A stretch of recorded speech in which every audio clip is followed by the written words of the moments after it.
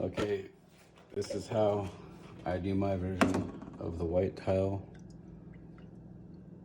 Guess you'd call it mix. I don't like doing the paint.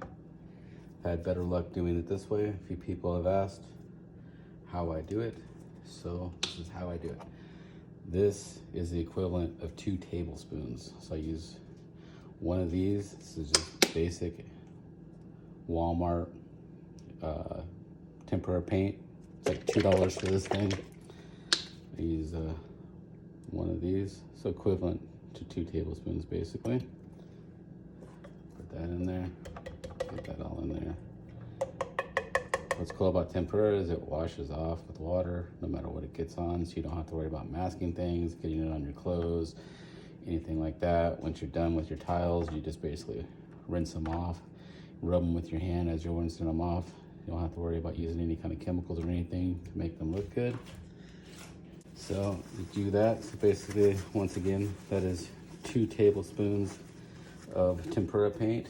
I have added a little bit of black in the past just so I could see it a little bit better on the tiles. It does not affect it. I don't believe anything with a tempura paint actually means anything other than it is basically a substrate to carry the titanium oxide, the TiO2.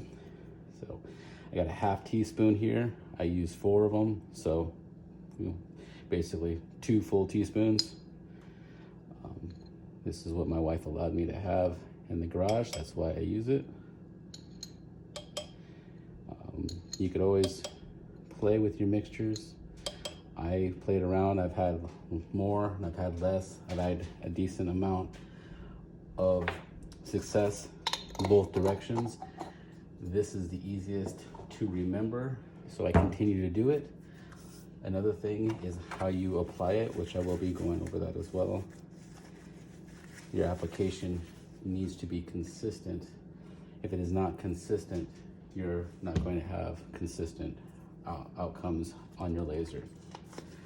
So 2 teaspoons of titanium oxide, 2 tablespoons of tempura paint, and then we're going to say it is 6 tablespoons, I'm sorry, of just water.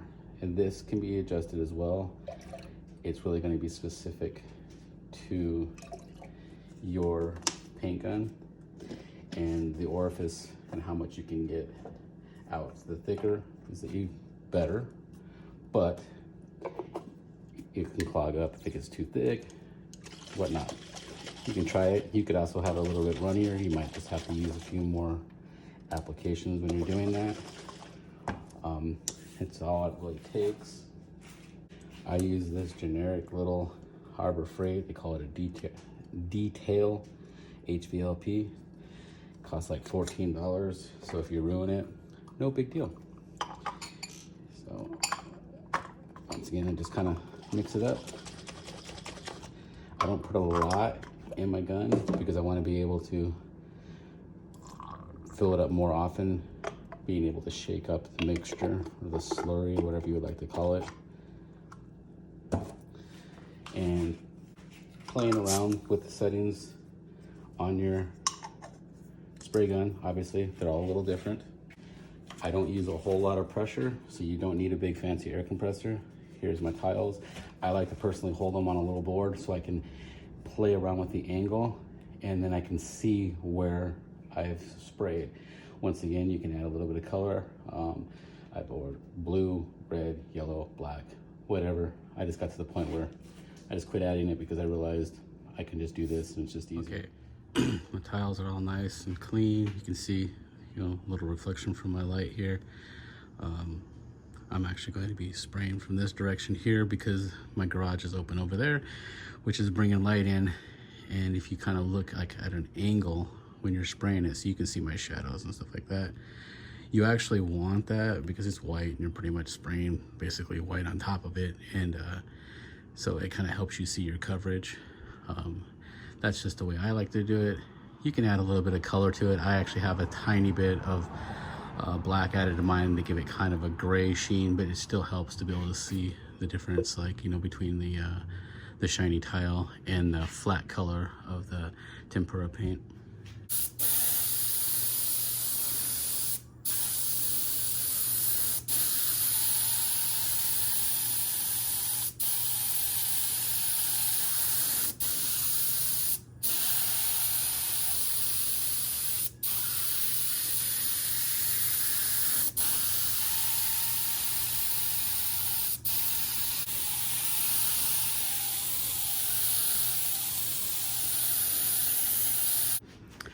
Okay, as you can see, let me grab a towel here so you get a better look here. It is very wet. Like if you are using spray paint, this would be running basically.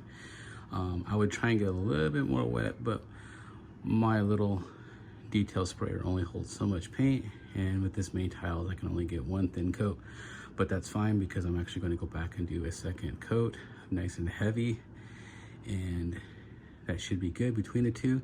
I always do a big lot such as this, and I consider one basically being the trial. If I spray all of them exactly the same and I do one, and I'll pick, you know, an image that's just basically pure black and white, and that way if I can see that I've got the black, then the deep dark rich black that I want, then I know my tiles are prepped properly.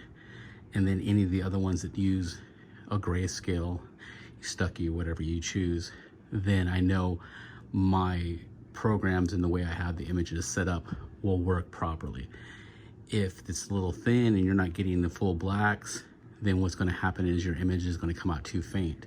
Or if you're used to having yours set up that way and you suddenly prep it where it's darker, now your image is going to come out really dark and shadowy, and you weren't used to that because previously you had altered your light burn program to be a different coating per se that doesn't have as rich of a black, so you end up probably using more power or slower time or something like that.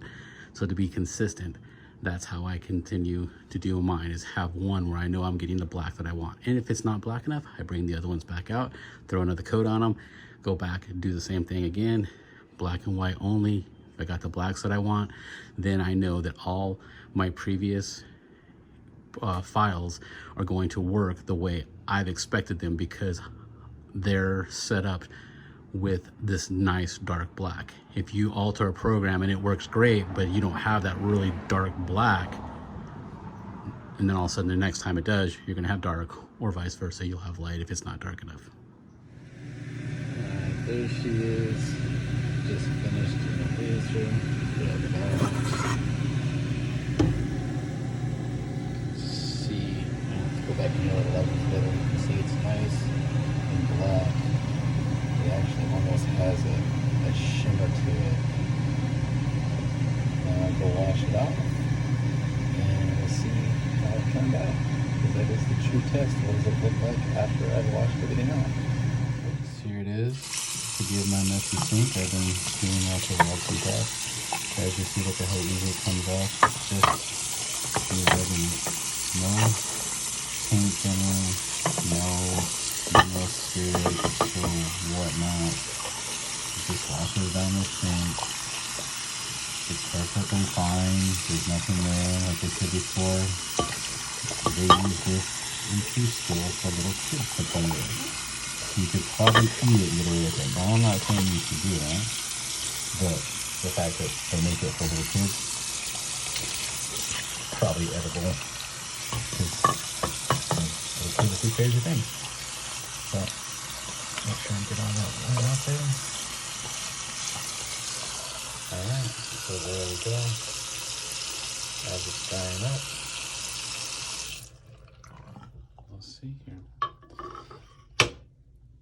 We're gonna go ahead and dry it, and we'll see what it looks like in this. Okay, we're back over here in my little box I have for my laser, and the lights are so over here, but you can see it does have that, like I was saying, this like shimmer to it. So it does look like there's white specks on the camera, and sometimes you'll get that effect from different angles. It's a little weird, and it happens every so often, and I'm not sure exactly what happens.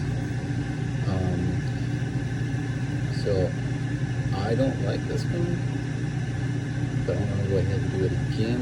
But this does show that there is a lot of nice black on there. I'm just going to get a better light there so you can see it's really good and black. So there was obviously some kind of inconsistency with the way I sprayed it, or maybe I didn't clean it well enough before I did it, and that's what those things are. So, but it does have the right amount of titanium oxide, and that means the other ones should be just as black. And now I can go ahead and run some files that have gradients, and I will get what